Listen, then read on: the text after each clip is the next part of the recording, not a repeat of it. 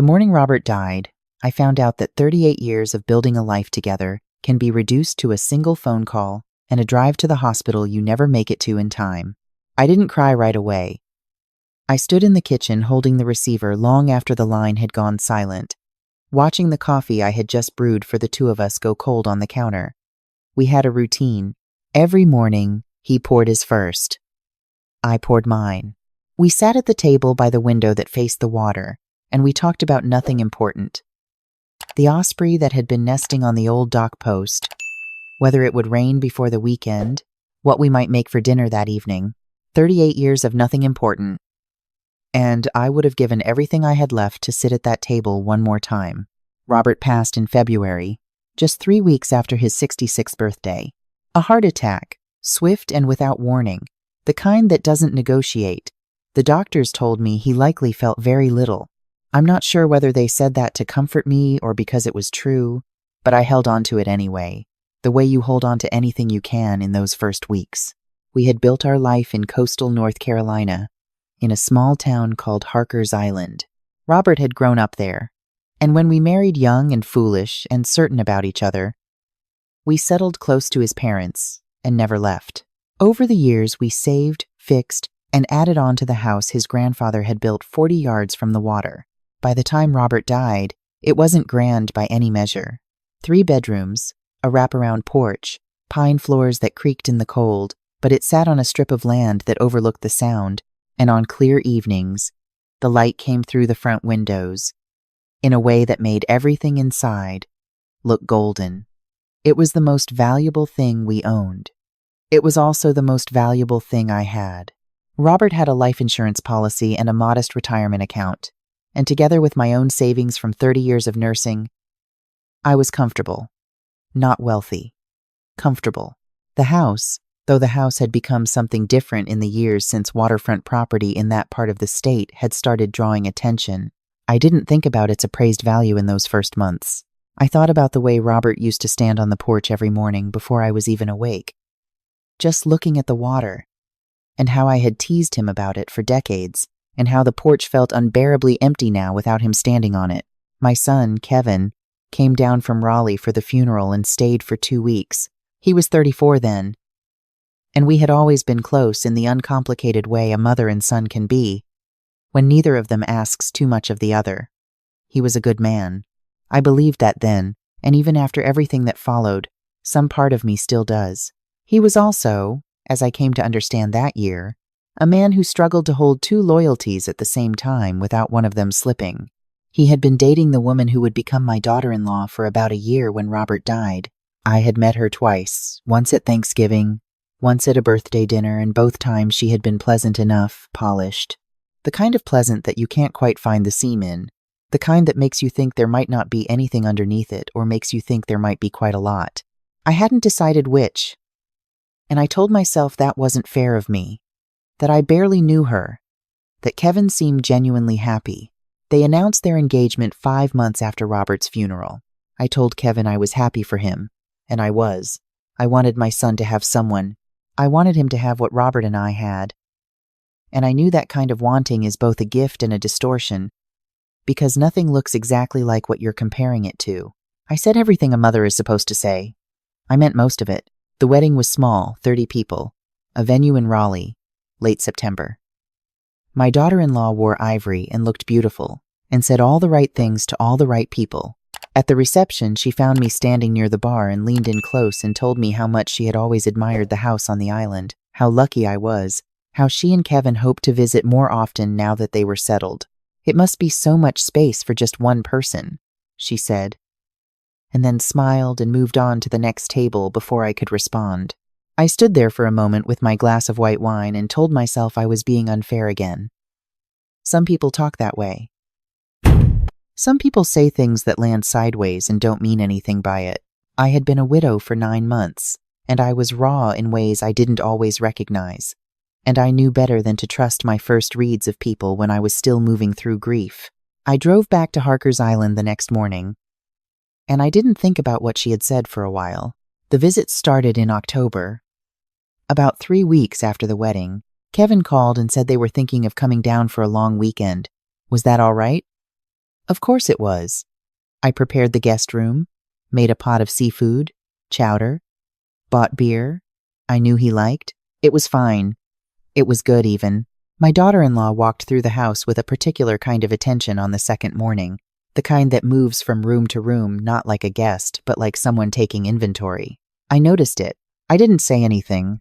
By the second visit, the comments had started in a way I couldn't dismiss as easily. She said the property was wasted as a primary residence for one person. She said it in the way some people say difficult things framed as concern, delivered with a smile, impossible to object to without sounding defensive. She said Kevin had mentioned I found the maintenance hard to keep up with alone, which wasn't something I had said to Kevin or to anyone. She mentioned that property values in the area had increased significantly, and that if I were ever thinking about simplifying, it would be a wonderful time to consider options. I said I wasn't thinking about simplifying. She said that was completely understandable, of course, and changed the subject. After they left, I called my oldest friend, Louise, who had known me since before Kevin was born, and I told her what had been said. Louise listened without interrupting, which was not something she did naturally, and when I finished, she was quiet for a moment, and then she said, "Margaret, pay attention." I paid attention. The next month, Kevin called, not to arrange a visit, but to have what he called a serious conversation.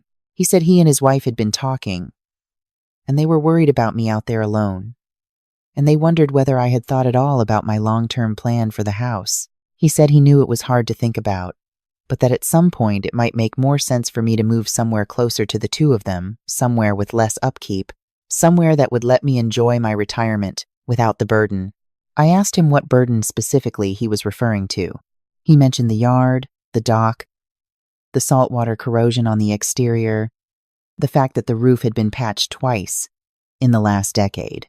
I told him I had been managing those things for 38 years. He said yes, but Robert had always helped, and now I was alone. I let the silence sit for a few seconds before I answered. Then I told him I appreciated his concern and that I would give it some thought. I hung up and sat at the kitchen table for a long time, looking at the water through the window. I want to be honest about what I felt in that period, because I think it matters. I wasn't only angry. Anger would have been simpler. What I felt was something closer to grief, arriving for a second time, not for Robert, but for the version of my son I thought I knew. The one who would not have let this happen, the one who would have understood without being told what a man builds for his wife over a lifetime, and what it means for that wife to still be living in it. I didn't confront Kevin. I didn't call my daughter-in-law. I didn't tell her to mind her business or ask Kevin where his loyalty was. I had learned something in 38 years of marriage and 30 years of nursing, which is that the people who broadcast every thought they have rarely hold the advantage over the people who don't. Instead, I made an appointment with an estate attorney. His name was Daniel Marsh, and he had been practicing in Beaufort for 30 years. Robert and I had worked with his office on our wills years before, and I trusted him in the plain way you trust someone who has never given you a reason not to. I sat in his office on a Thursday morning in December, and I told him everything. The wedding, the visits, the comments, the phone call. He listened with the particular stillness of a man who has heard variations of this story many times. When I finished, he leaned back and said, "Let's talk about what we can do before anything else happens." We talked for 2 hours. I want you to understand what I did and why. Because it wasn't about spite. I'm not a spiteful person. I have never believed that making someone else suffer is the same as protecting yourself. What I did because I understood something clearly in that attorney's office. That if I waited until the pressure became unbearable, I would be making decisions from a place of crisis rather than clarity. And the one thing Robert always said about decisions, any decision, a small one or a large one, was that the worst time to make them is when someone is standing over you waiting for an answer. By February, the first anniversary of Robert's death, the paperwork was finalized. The beach house was placed into an irrevocable trust. The terms were specific. I retained full rights to occupy and use the property for the remainder of my life. Upon my death, the property would transfer to a list of beneficiaries I had. Named Kevin was among them, along with my niece and a small coastal conservation organization Robert had loved.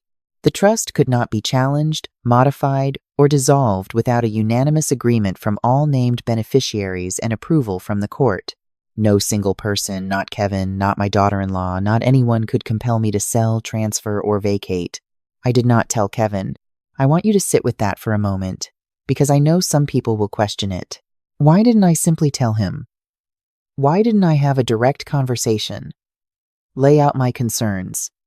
Give the marriage a chance to show me I was wrong, because I had already had that conversation. I had told him I was fine. I had told him I would give it thought. I had told him the house was not a burden. None of it had made the slightest difference, because the conversation wasn't about my well-being. It never had been. And a person who isn't listening to your words will not start listening because you repeat them louder. Silence, I have come to believe, is not always avoidance. Spring came and the visits continued. My daughter-in-law's comments had become more direct. The way water eventually moves through stone, not by force, but by persistence. She began speaking about the house, in a future tense, that excluded me. She talked about what could be done with the second bedroom, how the dock might be extended, how the view from the master was really the best feature, and it was such a shame it wasn't being used to its full potential. I listened. I said very little. I made coffee. I walked them down to the water. I cooked the meals Robert used to love, and I sat at the table by the window, and I felt his absence in the chair across from me, and I was at peace in a way I hadn't been in over a year. One evening in early May, my daughter-in-law sat across from me on the porch after Kevin had gone inside to take a work call, and she looked out at the sound for a long moment before she said, "Margaret, I think it's time we had a real conversation." I said that I thought so too. She said that she and Kevin had spoken to a financial advisor, and the advisor had confirmed what they already suspected, which was that holding on to a property of this value without a clear succession plan in place was not good estate management. She said they wanted to help me think through it. She said she knew it was an emotional subject and she didn't want to push, but she also wanted to be honest with me because we were family now and honesty was important. I asked her what specifically she was proposing. She said they thought the cleanest solution would be for me to transfer the property to Kevin and herself, and for me to receive a portion of the equity in cash. She said I could use that money to buy something smaller, closer to them, easier to manage. She said she'd already spoken to a real estate agent who had pulled comps and could walk me through what the house might list for. I looked at her for a moment without speaking. Then I asked her how long she had been planning this conversation. She said this wasn't about planning. It was about caring. I told her I understood. I said I appreciated her honesty. I said I would think about everything she had said. And then I stood up and said I was tired, and I thought I would turn in early. 3 weeks later, on a Saturday morning in June, Kevin and my daughter-in-law arrived without advance notice. I had just finished breakfast when I saw the car in the gravel drive. I didn't think much of it at first. Kevin still had a key, and he had surprised me before. But when I opened the door, I saw that there was a second car behind theirs, a gray sedan I didn't recognize. And Kevin and my daughter-in-law were standing on the porch with a man I had never met who was carrying a leather folder and wearing a jacket despite the June heat. My daughter-in-law smiled. She said, "Margaret, I hope you don't mind. We brought someone who can help us get everything sorted out today." The man introduced himself. He said he was a notary and an estate consultant, and he was there to help facilitate a straightforward transfer of title for the property. He said it was a common arrangement, very simple, and he had all the documents already prepared. He opened the folder. There was a thick stack of paper. On the top sheet, where the signature line was, I could see my name printed beneath it. I stood in my doorway in my house that had been built by Robert's grandfather and looked at the three of them standing on my porch on a Saturday morning with documents they expected me to sign. And I felt something settle in me the way things settle when you have been waiting for a moment, and the moment finally arrives. I was not afraid. I want to be clear about that. I had spent months being quietly afraid, and then I had spent months doing something about it. And now, I was standing on the other side of all of that, and there was nothing left to be afraid of. I looked at my daughter-in-law. I looked at my son. I looked at the notary with his folder, and his prepared documents, And then I said, "You'll want to check the county register before you drive any further on this road." My daughter-in-law's smile didn't disappear all at once. It went slowly, the way the light goes in the evening. One moment it's there, and then you realize it's been fading for a while, and now it's simply gone. She looked at Kevin. Kevin looked at me. I told them calmly, without any particular satisfaction in my voice, because this wasn't about satisfaction, that the house had been placed in an irrevocable trust the previous February. I told them the terms. I told them who the beneficiaries were. I told them that Kevin was among them, which I hoped he would take note of. I told them that the trust was on file with the county and could not be transferred, sold, or modified by any individual, including me, and that the documents in the notary's folder were therefore not worth the paper they were printed on. The notary closed the folder. Kevin said my name. I looked at my son, my boy, who I had raised alone for 2 years after Robert's first job loss, who I had driven to every baseball practice and every college visit, who I had loved with the specific and total love that parents carry for children, whether the children earn it or not. And I held his gaze, and I let him see that I was not angry. I was clear. There is a difference, and it matters. I told him I hoped he understood why I hadn't mentioned it. I told him I hoped some part of him, the part that knew me and knew what his father had built, understood that I hadn't done this out of bitterness. I had done it because someone I loved had stopped protecting me, and I had needed to protect myself. Then I told all 3 of them to have a safe drive back. My daughter-in-law left without another word. She walked down the porch steps and got in her car, and that was the last time she set foot on my property. The notary followed her. Kevin stood on the porch for another minute before he came inside. What happened in the next hour is between my son and me, and I am not going to share it here because some things belong to the people in them and no one else. I will say that he sat at the kitchen table, Robert's chair, the one I had left empty, and I poured him coffee the way I had poured Robert's for 38 years. And we talked. We talked about his father. We talked about the house. We talked about what it means to love a person and still fail them because you have let someone else's voice become louder than your own conscience. He cried. So did I. I don't know what the future looks like for his marriage. That is not my business, and I have never believed in making other people's choices for them. What I know is that my son drove back to Raleigh that evening and called me from the road, which he had never done before, and we talked for an hour about his father, and about the Osprey that had returned to the dock post, and about nothing important. The way we used to. I still live in the house.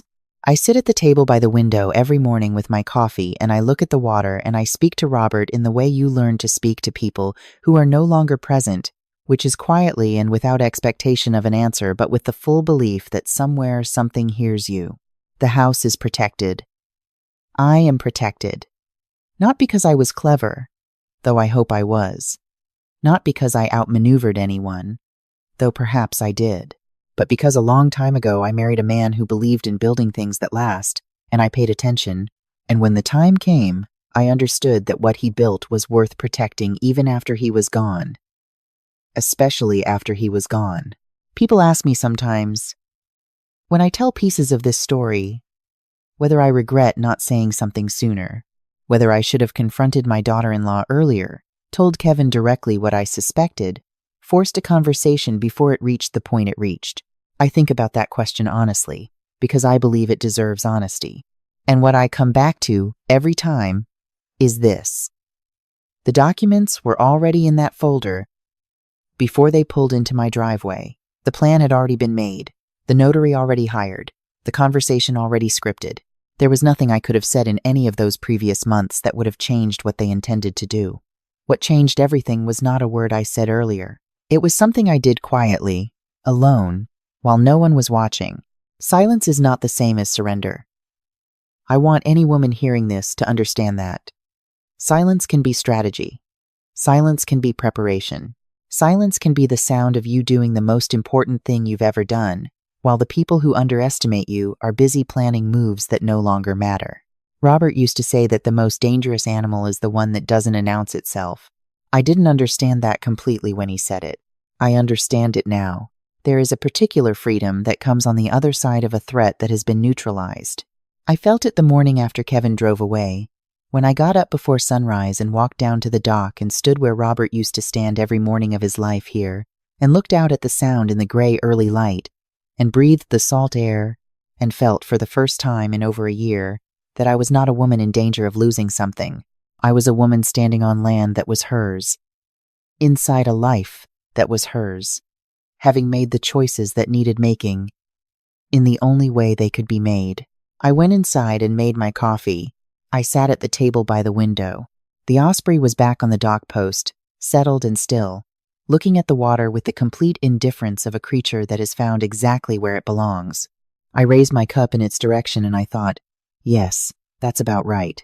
Some truths, I have learned, do not need to be spoken. They only need to be true. Redaport second timens. We have not redaportants, and they are most powerful not in the moment you reveal them, but in all the long, quiet months before the months when you are building something no one can take from you, the months when you are doing the invisible work that will matter when the moment comes, the months when you are sitting at your table and looking at your water and knowing something that no one else in the room knows yet. That knowing is its own kind of peace. I hope it finds you too.